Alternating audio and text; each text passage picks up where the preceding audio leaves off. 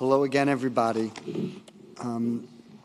Well, before I make the introduction that I'm up here for, I just want to thank and compliment the scientists who have made such an extraordinary contributions and presentations.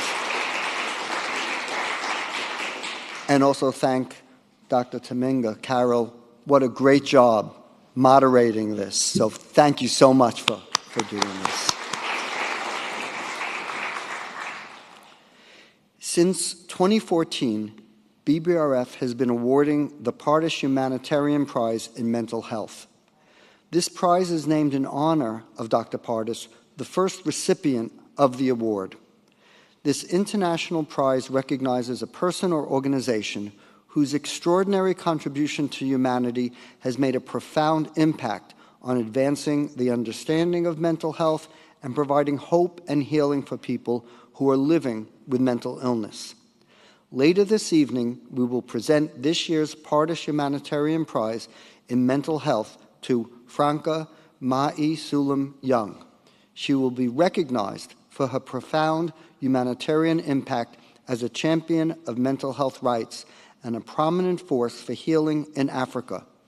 As the founder and president of the Afrogiveness Center, she has utilized the universal language and cathartic power of the arts to heal survivors of conflict and intolerance. Please join me in welcoming Franca Ma'i Sulam Young to the stage.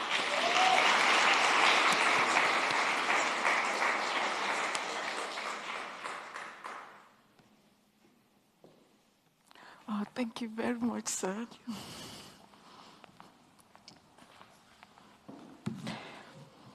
Hello, everyone. Hi, please. It's such an honor to be here.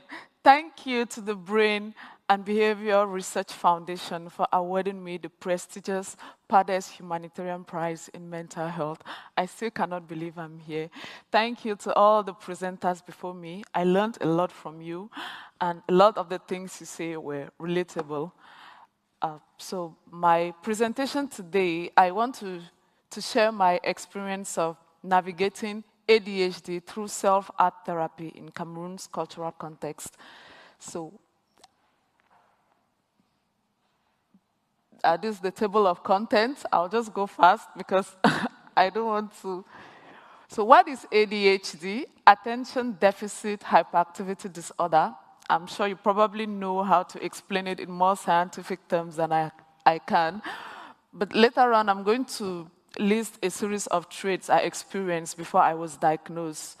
So you see exactly what I'm talking about. And the objectives of this presentation, I mostly want to share my personal experience. And I must say here that for me, this feels like home to me because this is one place where I can share my experience without feeling ashamed. I grew up in circumstances where, for me to talk about my mental health, I went through so much stress and so many challenges. So this is very, very emotional to me. And also, I want to share some tips and guides that I gained. Maybe tips that you probably won't read from books or from scientific articles. And then I want to talk about how art and art therapy helped to change my life. So before my ADHD, my family had observed so many things about me. I myself, I had experienced my inattentiveness. I was constantly absent-minded. My mind was always somewhere else. I mean, I could not listen to instructions. I could not follow instructions. I was constantly daydreaming. There was always a story in my head. And I was constantly forgetting things. Every time, I mean, very simple things like even brush my teeth, comb my hair, to go to school was difficult. Things that no one was supposed to forget. I was constantly forgetting them. I still forget today, though. And I was easily distracted, and I was unable to focus on anything. But then there will be times I'll sit down fixated on a particular radio program, or I'll be focused on what I'm thinking in my head. But then I was hardly able to focus on anything else that I wasn't interested in. And so some people thought I was snubbing them. And I also experienced what I later on came to know as task paralysis. So I was always sleeping late. Sleeping was even so difficult for me. In the night before I sleep, I'll get up and I'll be jumping up and down. I had to jump so that I get really tired. And only when I'm really tired will I be able to sleep. And then I'll wake up very late. I'll leave my room in a mess. And I was constantly scolded at home for lacking common sense. Because sometimes when they will ask me, go left, I'll be going right. I know it took me a long time to be able to know which shoe belonged to the left and which shoe belonged to the right. And I was constantly scolded for being lazy. And right at home, I don't want to use the word bullied by my siblings, but maybe I'll say I was called names such as omni-absent. Because they'll say if you're not absent in your mind, you're absent in your house, in the house. Because I'll just go isolate myself somewhere and then indulge in my daydreams. And then also I was being called slow motion. I was slow in doing everything because I was processing so many thoughts at once. To eat, everybody has finished, has gotten up, taken their baths. Because I come from a home of 5 siblings, 5 girls, no boys. I was the second. So even my younger sisters, whom I was supposed to be like a guide to them, they have gotten up, they've taken their baths, they've dressed up, they've gone to school, and I'll still be there struggling to choose which shoes to wear to go to school. And also I was hyperactive, especially in class. For me, classes were like a box. I hated school. While in class, I was constantly fidgeting, and then I used to talk excessively. I must notice I still talk excessively, especially when it's a subject I'm interested in. My husband, who is here, he calls me Rolling Stone. I just go on and on and on and on. And I used to interrupt the teacher when he's speaking, so they thought I was delinquent, whereas I was actually constantly feeling overwhelmed. And because I was feeling overwhelmed, there are times I will come out of class and I'll go roaming around campus. So I was noticed both by teachers and by students. I wanted to stop these things, but I didn't know how to. And then also my childhood years and my teenage years and even my early adult years were marked by a lot of emotional turmoil. Either I'll melt down, I'll be like depressed, I'll feel as if I'm drowning emotionally. Or other times, I'll just get up very excitedly when I think about a thought that has excited me, and I'll start jumping, like, especially if it's an adult. I'll start jumping up and down, and, in certain circumstances, it looks so inappropriate. Also, burnouts. Other people, I will do the same task like other people, like washing plates, but I'll notice that they don't feel tired. They go on with other tasks, but after maybe washing plates, I want to lie on the bed, I want to sleep or do something. And then I used to shut myself up a lot and just daydream and constant mood swings from one to the other and decision paralysis. I didn't know how to take decisions. Like, I was constantly processing so many thoughts. So decisions about simple things, which shoe to wear, which clothes to wear, were just so difficult for me. Sometimes they get difficult for me right till today. And also, I experienced what I came to know as stimming behavior, jumping up and down, even till today, and biting my nails, twirling my hair, constant pacing, even in my house. I think even my mother-in-law has noticed it. And in Africa, when a mother-in-law notices something weird, we get really self-conscious. And I'll be doing repetitive sounds, constantly murmuring, until people will be like, what's wrong with this child? And I was constantly restless. Like, there was always something up. I was constantly restless. And when I was growing up, my family tried so many things. They had to listen to neighbors because I was being seen as the black sheep of the family. And so my daddy tried the praying. He was being advised that the family should pray for me in the morning, in the afternoon, in the night, and it will go away. They tried, it never went away. My dad also tried disciplining me. In Africa, they beat you when you don't do things well, but it's for your own good. They tell you they love you. So they tried beating me several times, but that still did not work. And then my daddy also tried cajoling me. Like, I remember one time he told me, Mai, at home I'm called Mai. He said, Mai, if you sit still for one day, I'll give you anything that you ask for. And up to today, that day has never happened. And it's not like I did not try. I tried, but I still just failed. And then my dad was starting to think I was just this bad girl, until someday I showed him my diary. In my diary, I'll write, when he told me he's going to give me anything I want, in my diary, I'll write 100 times, tomorrow I'll wake up on time. Tomorrow I'll wake up on time. I showed him the diary. Daddy, I've been writing this thing, promising myself that I'll wake up on time, but it just doesn't happen. I'm really trying, but it's not happening. And so my dad, who is a research scientist in agronomy, he said maybe he should seek a more scientific approach. So at the age of 14, my dad took me to a hospital. I'll come back to that later. But I was experiencing this ADHD in Cameroon's cultural context, where mental illness remains suspected. People are suspicious. Once it has to do with mental health, people become suspicious. And then mental health is so neglected. It's such an obscure kind of concept. People don't want to go into it. People are even afraid to study psychology.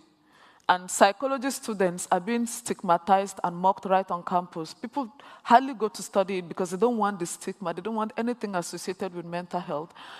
And mental health is strongly, strongly stigmatized, such that people don't even go to seek help. It's a taboo subject. Everybody tries to hide it within the home and keep it like, that's what was happening in my case, although it was so obvious that they couldn't hide it anymore.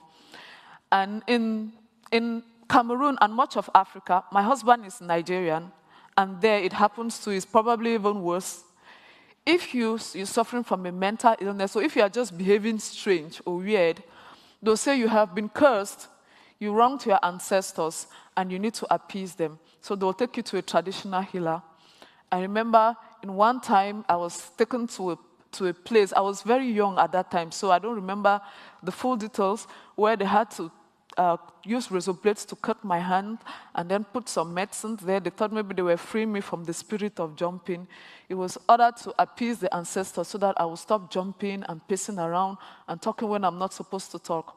Sometimes they'll say you were possessed, and you were very sinful. Maybe you lied, you stole, or you are very weak, and so a demon or an evil spirit possessed you.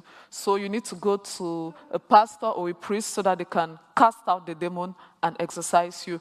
And you notice in Africa, so many churches have become popular, where pastors and priests, people, they actually sell anointing waters, anointing oils, anointing apples. It has become one of the fastest growing industries in Africa now, where pastors and priests sell potions, magical potions, to exorcise people and heal them from demons. And also, they often see you as, you could also be perceived as a witch. This happens in many parts of Cameroon. If you are acting mad, you are either a witch or you have been bewitched, and you need to be ostracized from the community. In some parts in Cameroon and in Africa, they have a village where they go and throw the mental patients so that they can just stay together. In my village, for instance, back in the years, there used to be a place where they just go and throw away everybody who is mentally ill. Like, nobody wants to deal with you. Nobody wants to have anything to do with you. So just stay where you are. And so I listened, I heard all those things while I was growing up. And one of the first turning points in my life came when I was diagnosed with ADHD. It was at a Catholic hospital, and I was 14 years old, and it was given in, my diagnosis was in French, trouble déficit de l'attention hyperactivité. And so I was prescribed some drugs, and the drugs were quite expensive. They helped me to sleep and to eat, but they did not solve my problem. They did not stop me from pacing around, from jumping up and down, from talking excessively in class. And when I was prescribed these drugs, I was very when I was diagnosed with ADHD, I was very happy. I thought I could finally go to my peers who had been bullying me, who had bullied me so severely that I had to eat food in the toilets in school. I thought I could finally go to them and say, hey, this is not my fault. This is what I'm suffering from. I thought I'll get understanding and acceptance and compassion from them. But instead, a different kind of bullying is what I got. They resorted to social mockery where they'll say, I'm a rich or a white person. It's rich or white people's sickness because my daddy was a research scientist, so we were from a middle-class family. My daddy drove a Mercedes-Benz, and they'll tell me, you have this sickness because your daddy drives a Mercedes-Benz. And I was being called names like Ajibota. Ajibota is a slang for these very rich kids who cannot do anything and who always complain about everything. And I was also called names like Disney Channel. Disney Channel is a channel for teenagers, which is, I think it should be headquartered in America. So they're like, you're one of those Disney Channel children. And so you don't belong here. So I was always lonely, sad, despite growing up in a middle-class family where I was loved and pampered. I felt lonely and sad because of ADHD, not being able to find understanding amongst peers, and it really isolated me. And so this had tremendous effects on my mental health. I started to feel helpless. Because first, at home, I was being bullied. I was called omni-absent. I was called slow motion. Then, when I went to school, in the community, I was being called possessed and cursed. And then when I finally had my diagnosis, I thought I'll have understanding and acceptance. Instead, I was being called Ajibota, Disney Channel. I was being bullied all through. So I felt like I was meant to just be bullied my whole life. And it really made me to feel helpless, like there was nothing I could do to solve my problems. And it got me really, really depressed. I cannot even describe how depressed I was, but I suffered heavily from my self-esteem to a point where I started begging for love. There were times I would buy a gift for everybody in class. I was hoping that they would love me. That was really silly. And then I used to feel like I would never amount to anything because I was constantly being seen as lazy, as useless, somebody who could not do simple things that even my younger sisters could do. And I faced constant thoughts to end my life. Constant thoughts to end my life. I don't even want to go into this because it's going to make me cry. And I don't want to cry here, sorry. And then I became very vengeful. Anger, I was sitting with anger and bitterness and revenge against my bullies. I felt that they were the cause of my problems.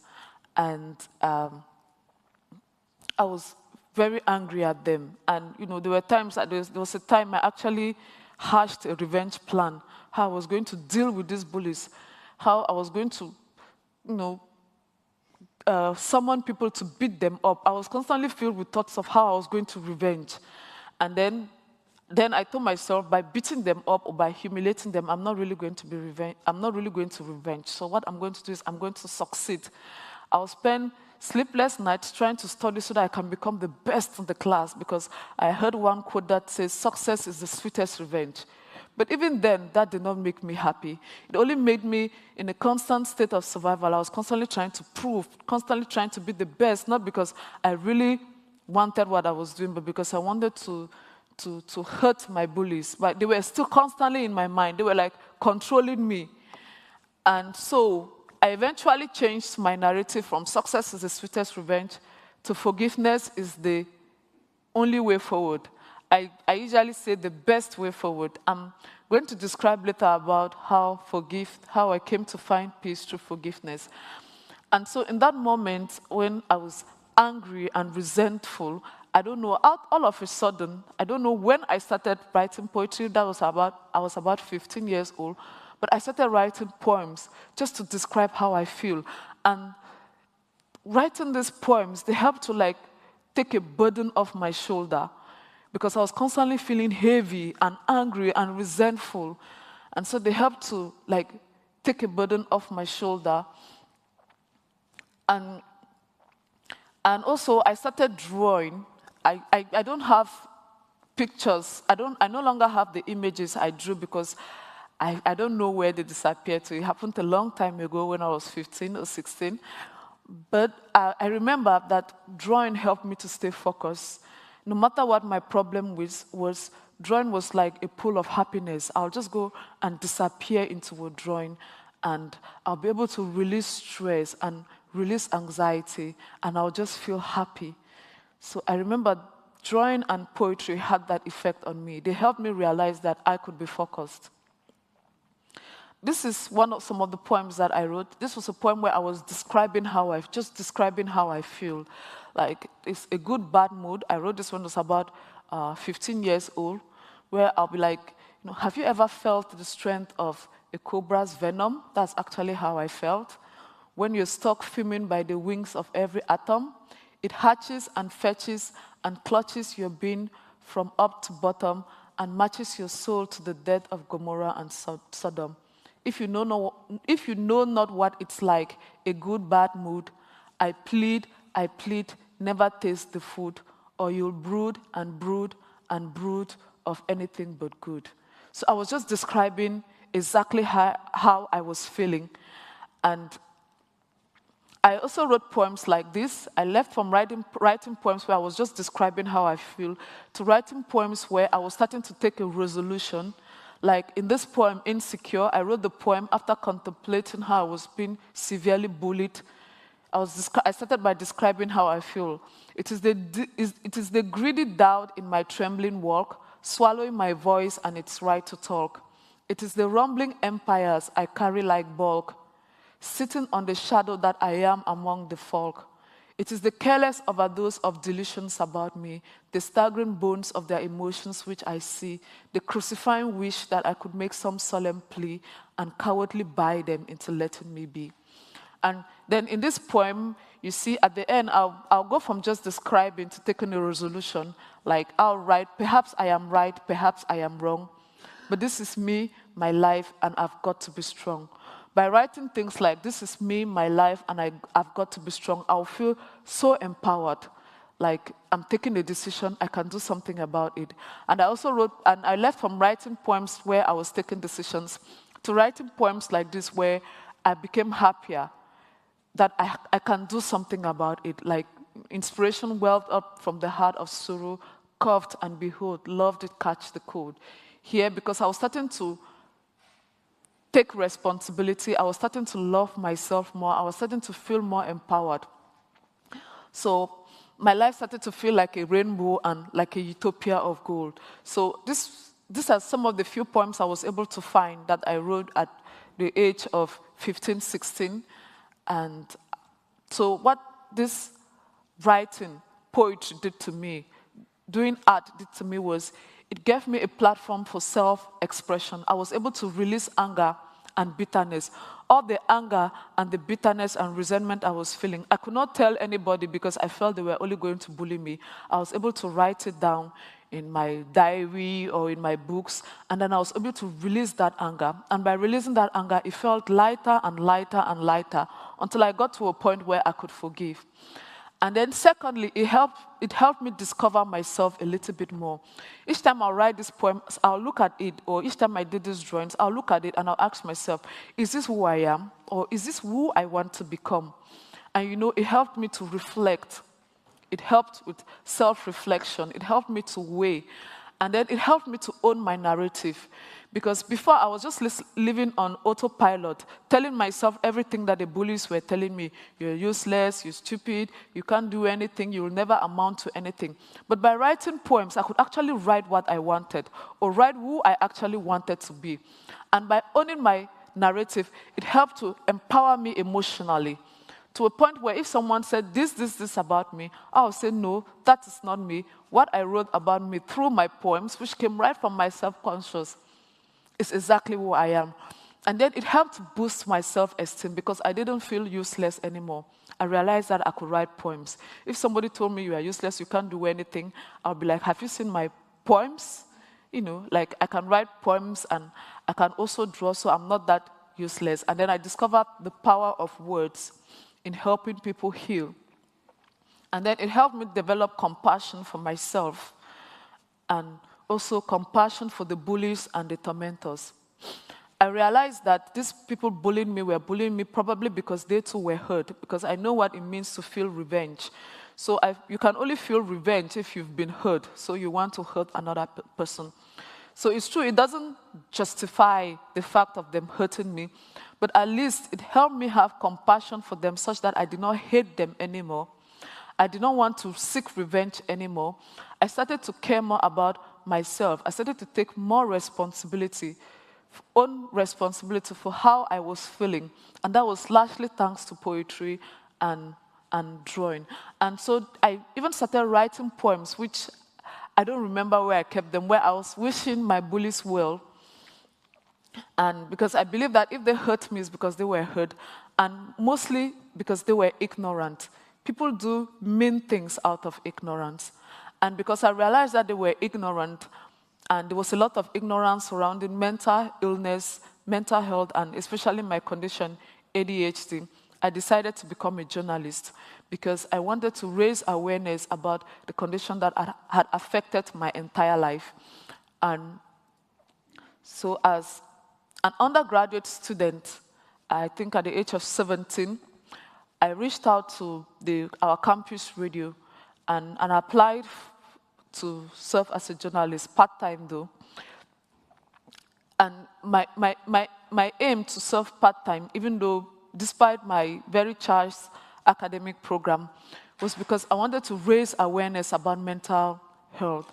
And through my radio program, I'll go. I didn't even know what I was doing then. I was just 17. And then many times they are not even going to pay me a salary. But I'll just go on and on. I just kept doing what I was doing with passion. Never in my life did I think that someday I'll be at this moment where I'll be talking about mental health and ADHD in front of you all. So I just want to tell everyone in the crowd, if you're doing something and you're passionate about it, just keep doing it. For me, this looks like a miracle to me, and I'll tell my children or everyone, just keep doing it. Whether you're getting a salary, whether people like you. I was even being bullied at work because I was just too young. I'm like, what is this little child doing here? So I'll go to the library and then I'll read about different kinds of mental health issues. So even right at that age, I came to know about bipolar. I came to know about OCD. I didn't even know if my information was accurate. I didn't have reports. I didn't even take copies of my radio program because I was just doing it out of passion. I just wanted to spread awareness about mental health because it dawned on me that there could be people in other places of Cameroon who are suffering from the same thing that I'm suffering and who are suffering from stigmatization out of ignorance. And I will say that my work at the radio helped to normalize conversations around mental health because on campus, I'll meet some people who will tell me, can I intervene in your radio program? I also want to share my experience. I've been suffering from this or this mental illness. And then one person told me that because of my radio program, she refused to prevent suicide.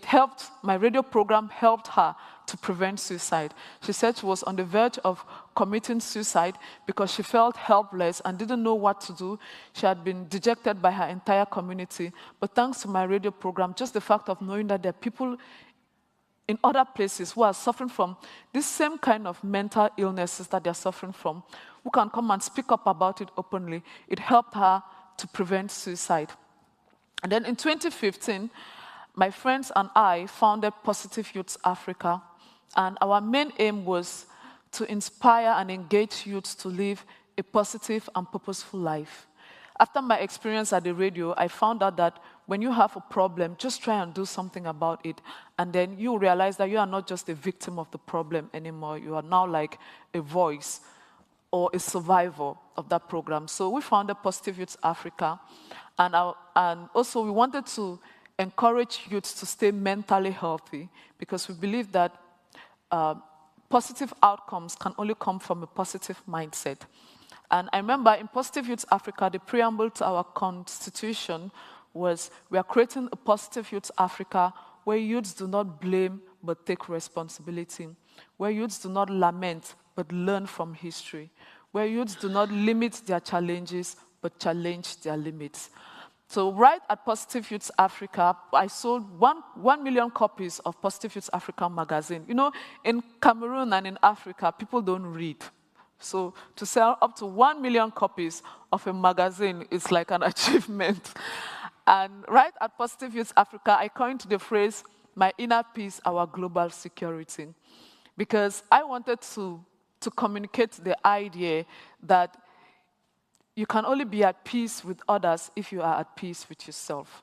And that if we want a more peaceful world or a more secure world, we have to focus on personal healing. Because if everybody is at peace with themselves, we are going to have a more peaceful world. And another turning point in my life came with the outbreak of the Anglophone conflict in Cameroon. Cameroon is a country in Central Africa. It's 80% French and 20% English. My daddy comes from that Anglophone side, but my mom comes from the French side, and the Anglophones want to secede, so there was a conflict. And during this conflict, some of my relatives were killed, and others became combatants out of war trauma. They were traumatized, so they became vindictive, and they took up arms and started shooting other people. So in this context, I remembered that my middle name, Mai, actually means forgive. I've been called Mai my whole life, but it had never dawned on me that my name means forgive. But then I remembered just during this conflict. And then this made me realize that all what I was struggling through, the bullies, the bitterness, the anger, the resentment, may have been preparing me for this moment when I'm going to have to, help people forgive pain so that they don't have to spread that pain to others. And so I coined Afrogiveness from two words, Africa and forgiveness. And my aim was to heal these invisible wounds that create these conflicts in the first place. And these invisible wounds, I talk of people who have been hurt, and because they've been hurt and their invisible wounds have not been treated, they want to hurt other people. And our Afrogiveness approach, what we do in Afrogiveness, we use the universal language and the cathartic power of art to heal, connect, and uplift survivors of conflict and intolerance. We do not only help them heal, but we also help them to connect. We help to connect people of different backgrounds, refugees, people of different cultures, people of different classes, people of different races, to heal, to connect, and to uplift each other. And then they realize that peace is necessary for all, irrespective of background. And then through Afrogiveness approach, we also empower survivors with values through peace education, because we believe that values are like pillars that encourage people to do good even when they are tempted by evil. For instance, my cousin who took up arms and became a combatant out of trauma, had he been imbued with the value of, say, forgiveness, he wouldn't have done that. He might have found another way to release anger without hurting another person. So we imbue our youths with values such as integrity, fairness, forgiveness, and tolerance, so that even if they want to seek justice, they may shun violent extremism. And we are working with youths who have been really traumatized by conflict and who are so tempted to seek vengeance and to spread hatred. And through Afrogiveness approach, we also engage youths in purposeful service, because from my personal experience, I've realized that when you engage in purposeful service, you realize how similar you are than how different you are to your fellow man. And we believe that by empowering people to serve at a very early age, they'll realize the importance of doing unto others as they shall have them do unto them. And we also engage survivors to champion policies that ensure their well-being. Because in many parts, in Cameroon and in many parts of Africa, laws are enacted, and those who are suffering, or those who are concerned about these laws, are not even engaged. Like, they don't even seek their opinion. At the end of this year, thanks to the Padres Prize, we're going to give up on this project, but thanks to the Padres Prize, we're going to organize the first MERIC. MERIC stands for Mental Health Rights Congress, where we are going to actually bring survivors of mental illness to the National Assembly, where they can tell these parliamentarians for themselves why it's important to have a mental health law that protects not only the survivors of mental illness, but also the psychiatrists, and also the families, and also the communities. And then finally, through our approach, we empower survivors with resources they need to live with autonomy and dignity. because we realized that when people can take care of themselves, they can better contribute to communal harmony. So we empower them with educational support, psychosocial support, legal support, and even economic support. Like we empower them with seed capital and training, so that for those whose life have been completely robbed by conflict and intolerance, we help them set up businesses so that they can be autonomous, and so that they can live with dignity and be at peace with themselves and at peace with others. So I was asking myself if what I'm doing is really the right thing. I started to seek evidence-based practices, and I came across Oprah Winfrey's quote that states, "Forgiveness is when you can finally say thank you for that experience." And so I was asking myself, the people I work with, our beneficiaries, are they thankful for their experience? So I began seeking evidence-based practice, and although I had a master's in communication, I returned to school to do another master's in psychology. I already had a diploma in art therapy and psychology, but I wanted to do research. And through my research, I came across Dr. Enright's 4-phase forgiveness therapy. Dr. Enright, he describes forgiveness therapy in 4 phases. He says there is the uncovering phase, the decision phase, the work phase, and the outcome phase. This therapy resonated with me 100%, because during my days of being bullied, of experiencing trauma, anger, bitterness, I actually went through all of these phases, and you can see it in my poems. I went through the phase where I was trying to accept that I was angry.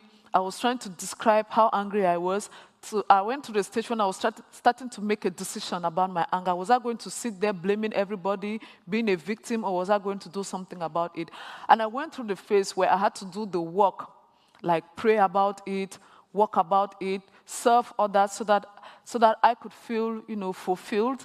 And I went through the stage of outcome where I started creating my own organization. So this Dr. Enright's 4-phase forgiveness therapy resonated with me 100%. And so I started to see how I can integrate arts therapy in each of the stages. And I came up with the concept of creative arts-based forgiveness therapy. I'm actually working on it now, so it's still a work in progress. And I decided to set up forgiveness clinics. Through forgiveness clinics, I'm going to do more observations and regarding my research. And our future projects, we have forgiveness clinics, we have the Mental Health Rights Congress, through which we hope to push for mental health law in Cameroon. And my advice to other ADHDers, especially in Africa, know what ADHD is. If you don't know what ADHD is, you get bullied, you get pushed around. And then keep your thoughts pure. Don't be resentful, don't be angry, because if you are resentful and angry, your attention will just go 100% in that regard. And then choose your friends wisely.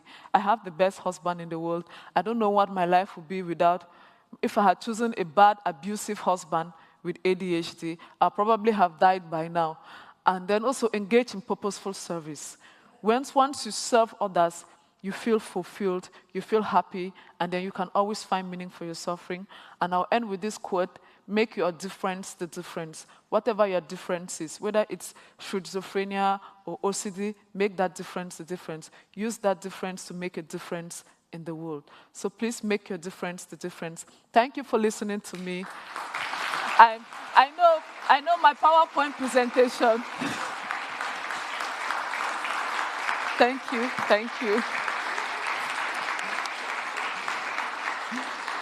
Thank you so much.